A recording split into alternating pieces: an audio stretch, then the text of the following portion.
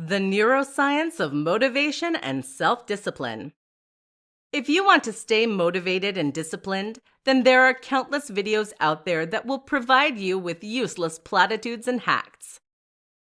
These sound great on paper, but they rarely get the job done. If they did, then no one would struggle with lack of motivation or procrastination. Instead of looking for a quick fix, then, the best advice is to think deeply about the nature of your motivation and focus. What is the neuroscience behind your ability or inability to stay on task? In this presentation, we're going to explore the answers to that question. The neuroscience of focus.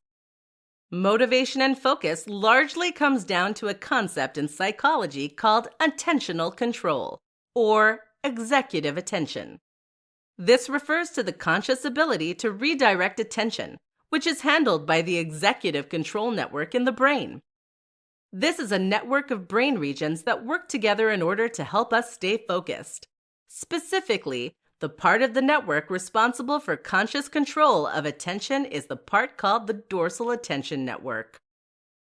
The ventral attention network, meanwhile, is the network of brain regions that react reflexively in order to redirect attention.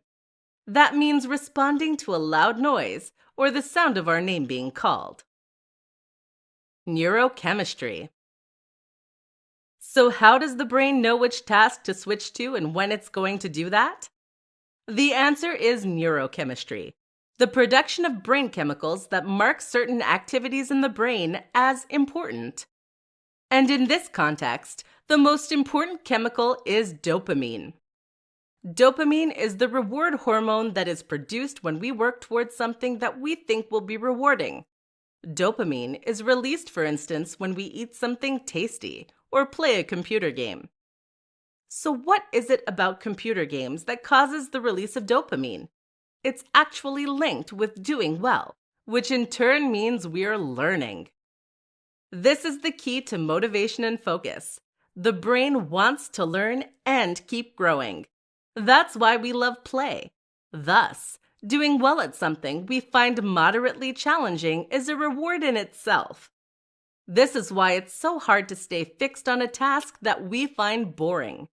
This requires huge amounts of willpower to use the ventral system to stay engaged.